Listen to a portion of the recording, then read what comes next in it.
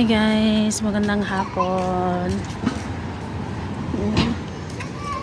Gagala lang ho namin yung mga bata guys.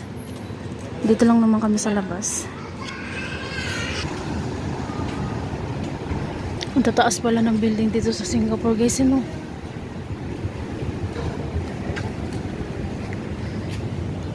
Diyan nga pala kami nag-ano. Ayun dyan. Ay, doon pala sa kabila guys. Nag-check-in.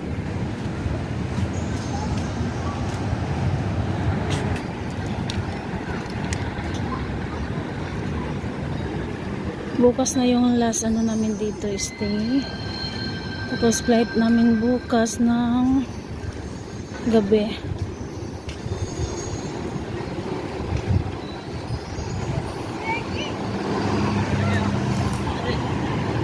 Ayaw magpahawak si RJ sa kanyang papa.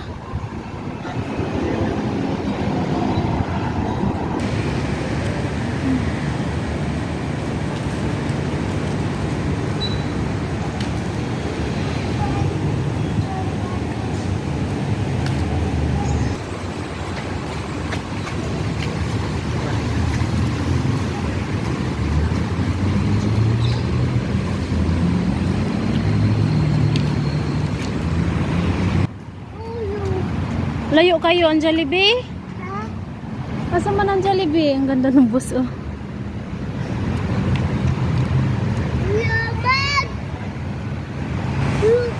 Ha? Ha? Babaw? Wala ito na sila dito so kaya ima nagsikaya rin. Tawag ka sila. Dili ang dagan kayong dagma. RG.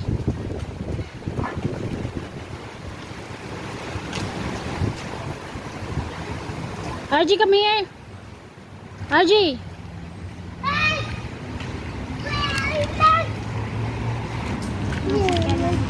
Unsa man? Gwapo kayo diri ah.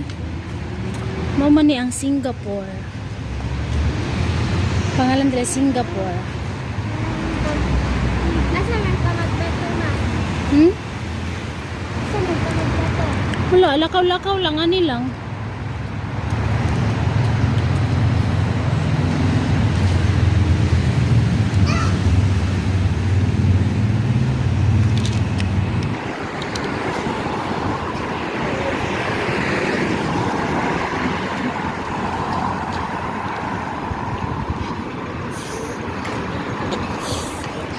Ang linis sa Singapore guys. Ito ka, pagkabilis niya. Ito sa niya.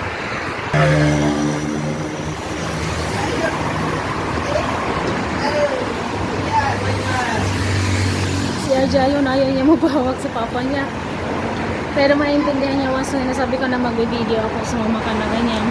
Maintindihan niya ni RJ. Naglakad lang kami kasi nagtanong kami na kung may park ba dito para sa mga laruan ng mga bata ba, ganyan ba? Sabi nila ano daw dito lang daw sa unahan.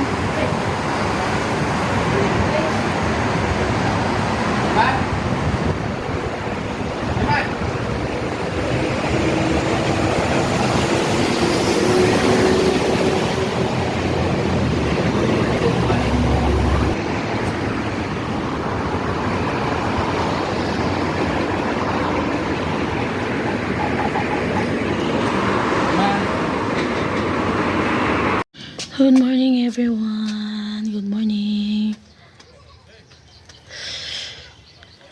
Ayan. Napakakapalang pag no.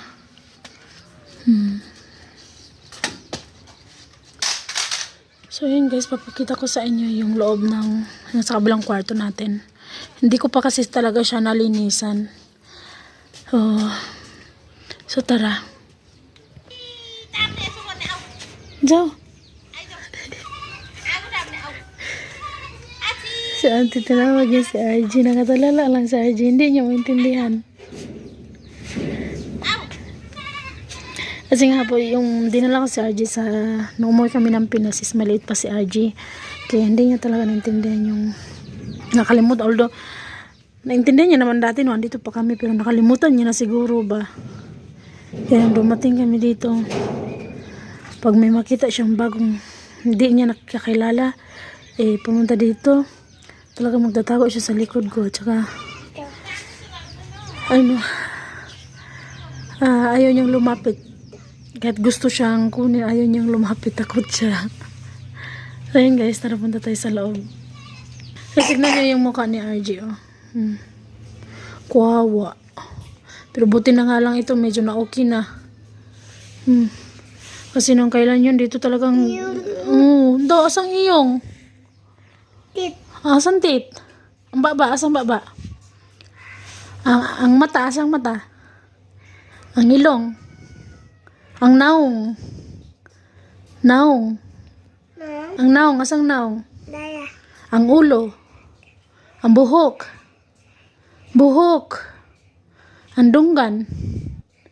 Very good. Ang liog? Liog? Ang aslom? Ang aslom, asang aslom? Agoy, kalo. Asang kamot? Asang tiil? Asaan tiyan? Agoy. Mata. Ha? Mata. Asang mata? Asa na yung mata? Oh, very good si RJ. Tara, matutag sulod. Asa na yung mong kuya? Yeah. Asa man? Ayan guys, tignan nyo. Ganyan pa yung kitchen natin. Hindi pa talaga ako totally nakapaglinis. Tapos yung living room natin, ayan. Nakatanggal na yung mga ano niya. Yung floor mat niya. Ayan, dyan ko nilalagay yung isang foam kasi para dito magtatambay yung mga bata. Nilalatag ko yan dito yung foam. Pag manonood sila ng TV ba ganun. Usually okay naman po yung dito. Ayan. So, ayan. Wala namang sira, pero may mga nag-iitim-itim lang na side. Parang baga dito. Tignan nyo yun, nagmo-mold siya, diba? Mold ba yung tawag nito? Ayan. Tapos yun, dito sa may living room, ito yung pinaka nasira lang. Ayan na. Kukuskusin pa natin yan. Tapos itong picture, tatanggalin pa natin to dahil may mga ganyan, no? Tapos yung TV natin, guys. Okay pa naman siya. Alhamdulillah. Yan. So, sa kabilang kwarto tayo. Yung kwarto namin, hindi ko muna ipapakita. Ayan. Sa kwarto po kasi namin, andun yung mga luggage. Doon ko nilagay 2 luggage yun. Kaya, sumikip. Ayan, tignan nyo guys, oh. Yung mga ganito na seda, yan, oh. Umitim. Hindi ko alam kung anong dahilan kung bakit nagkaganito siya. Tapos yan. Hindi ko pa talaga wala talaga tawag ito eh. Hindi ko pa talaga siya totally nalinisan talaga, no. Yan. May mga ganyan, lawa-lawa pa ba. Mga gamit. Stroller na, buhay na buhay pa. Ayan. Tapos yung ito naman na pinaka-side. Ayan. Kaya ito, ako na yung naglagay nito nung pagdating namin kasi hinanap ko yung mga ibang sapatos ni Aaron na niliitan ni Aaron ba para gamitin ni RG dahil sobrang lamig sa labas. Kasi ito nakadala ako ng 4 or 3. Ito yung galing sa abroad. Ngayon nakatanggap kami ng package dun sa Pilipinas. Ayan, napapasalamat ako ulit sis. Nagdala talaga ako. Hindi ko nadala lahat. Nagdala lang ako ng 4. Kasi, ang bigat niya sobra guys. Ayan o. Ano kasi siya, yung green. Ano lang, ayan o. Dili siya baga, pero yung black, baga ka siya. Kasi ito, dala ko rin tagalang Pinas. Papakita ko sa inyo guys. So, yan. Hindi pa din to nagamit ni Ayman. Galing din to sa abroad. Yan na. Ito kay RG to. Ito kay Ayman. Ang kay Arin, nagamit na ito ni Arin. Nagamit niya ng 2 beses ata ito sa Pinas. Pinala ko talaga yan kasi sayang.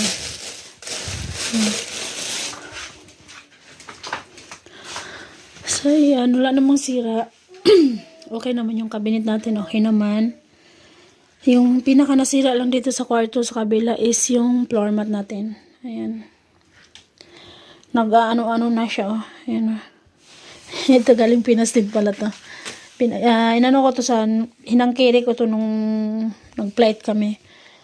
Kasi once pag makantay kami ng flight namin, pinapakolor-color ko sa mga bata. 3 yan. Isa-isa sila ni RG, ni Aren. Ayan. Ayan. Yung kit natin electric fan na solar. Okay pa naman siya. Chargeable pala.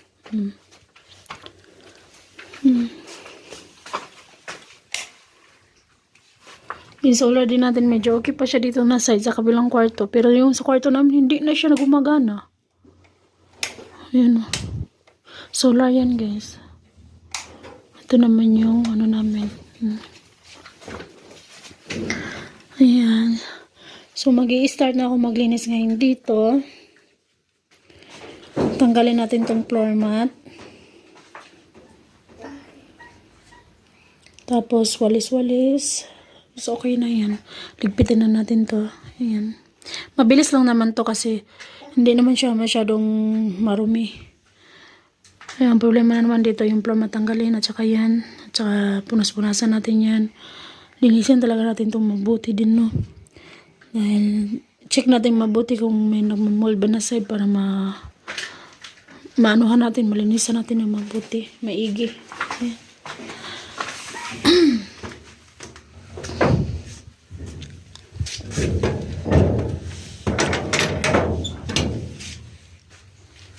Si RG lang isa yung kasama ko dito.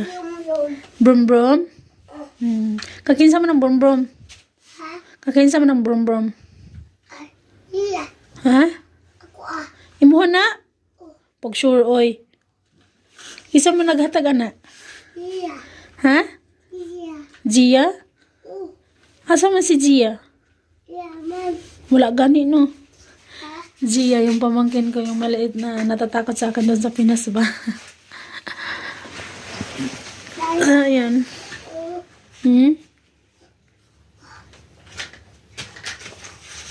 Okay naman siya halos lahat, guys. Pero may isa, hindi naman halos lahat. May isa na nasira. Pero kaya pa natin i-assemble yun.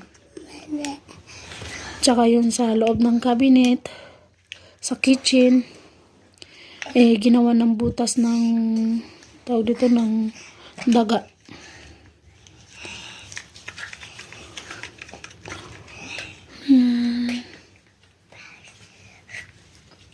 Ang ganda pa rin. Ang ganda pa rin ng bahay. Papasalamat ako guys no kasi walang nasira or na malaking damage ganun. Okay pa rin talaga siya.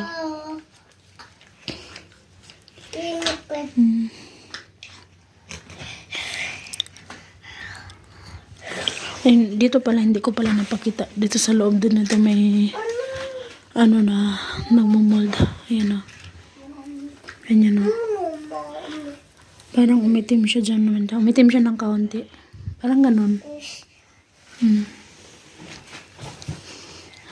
So yun guys, hanggang dito na lang muna. Papakita ko sa inyo mamaya yung resulta ng paglilinis natin.